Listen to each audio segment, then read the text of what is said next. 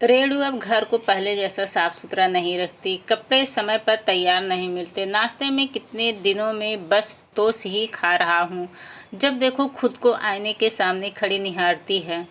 समीर ने कभी सपने में नहीं सोचा था कि उसकी ख्वाहिश ही इतने साइड इफेक्ट होंगे।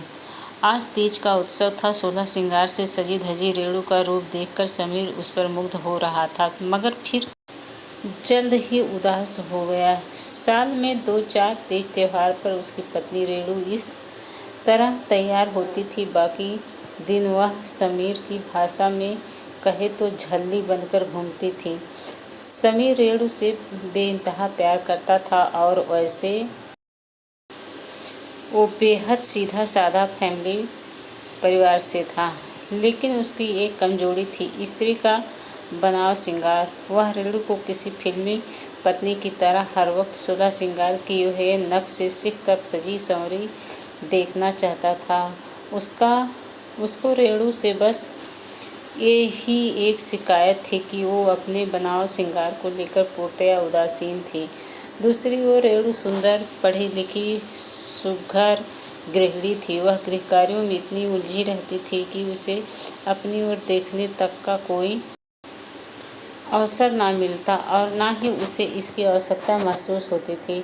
अक्सर दोनों में इस विषय को लेकर वाद विवाद होता था, पर फिर बात आई गई हो जाती। रेणु ने तीज की सभी पूजा विधियां संपन्न की और फिर झट से सारा श्रृंगार उतारा और साड़ी बदल वह पुरानी गाउन पहन लिया। यह देख समीर पुनः खींच उठा। रेणु, यहाँ आओ, मुझे तुमसे कुछ बात करनी है। समीर प्यार से रेणु का हाथ पकड़ते हुए बोला। रेणु, तुम कितनी सुंदर हो, मेरा और मेरे घर का कितना ख्याल रखती हो, मगर तुम में बस एक कमी है। थोड़ा सच संवर कर ब्याहता की तरह रहा करो, कभी तो मेरी ख्वाहिश पूरी करो। कुछ देर सोच में पड़े रहने के बाद रेणु गंभीरता से बोली। समीर, मैंने इस बारे में बहुत सोचा। मुझे लगता है वाकई मैंने तुम्हारी भावनाओं का कद्र नहीं की, लेकिन अब आगे ऐसा नहीं है। अच्छा, तुम एक लिस्ट बनाओ कि तुम्हारी मुझसे क्या अपेक्षाएं हैं, फिर मैं उस लिस्ट का पूरा अनुसरण करूंगी। इतना सुनते ही समीर खुशी के मारे उछल पड़ा। वो भागा भागा पेन और पेपर लाया और अपनी इच्छाओं की सूची बुद्ध करने बैठ गया। सुबह आधा घंटा मॉर्निंग वॉक और आधा घंटा योगा करना है। घर में भी हमेशा सजी सवरी साड़ी पहने होनी चाहिए, बाल बने होना चाहिए इत्यादि। समीर की सूची बहुत लंबी थी। रेणु सूची पढ़कर मुस्कुराई और बोली, मैं इस लिस्ट का पालन करूंगा, लेकिन ध्यान रहे तुम कभी भी मुझे बीच में रोकोगे टोकोगे नहीं। समीर कान पकड़कर बोला, कभी नहीं। समीर की अगले दिन का बेसब्री से इंतजार था। उसकी हसीन कल्पनाएं जीवंत होने जा रही थी।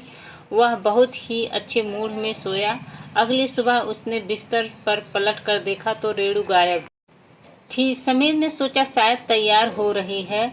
वह अभी नहाई धोई सजी सौरी सी उसके पास आएगी और गालों पर एक चुंबन अंकित कर बड़े प्यार से उठने को कहेगी, लेकिन 10 मिनट बीत गए और ऐसा कुछ भी नहीं हुआ। झक मारकर समीर स्वयं ही उठ गया। देखा तो रेणु घर में नहीं थी। तभी उसे याद आया कि उसकी लिस्ट में सबसे पहला पॉइंट मॉर्निंग वॉक का था। बीबी जी, दूध ले लो। तभी बाहर से दूध वाले ने आवाज लगाई। उससे निपट वह अभी अखबार लेकर बैठा ही था कि बाहर से दोबारा हाक लगी। कचरा हद है, इन लोगों को सुबह सुबह कुछ और काम नहीं है क्या है। समीर अखबार पटकते हुए उठा और कचरा देकर बेचैनी से घड़ी देखने लगा। तभी हाँफती हुई रेणु घर के अंदर दाखिल हुई और सोफे पे मरासन सी पसर गई। लगता है अभी चाय का कोई चांस नहीं है। ऐसा सोचकर समीर सीधा नहाने चला गया। नहाकर सोचा रेणु चाय बना रही होगी, मगर वो रसोई में नहीं थी। देखा तो रेणु टेरेस पर योगा में तल्लीन थी। मरता क्या ना करता, खुद ही चाय बनाने के लिए चल दिया। उसने वादा जो किया था टोका टाकी ना करने का। समीर नाश्ते का इंतज़ार कर रहा था। सॉरी, आज ज़्यादा समय नहीं मिल पाया, इसलिए बस पुलाव ही बनाया। ऑफिस के लिए पुलाव ही रख दिया है। रेणु पुलाव परोसते हुए सफाई देने लगी। अपनी ख्वाहिश को साइड इफ़ेक्ट झेलते हुए वह ऑफिस के लिए रवाना हो गया।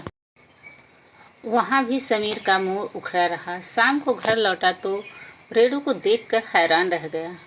आज वो किसी अप्सरा से कम नहीं लग रही थी।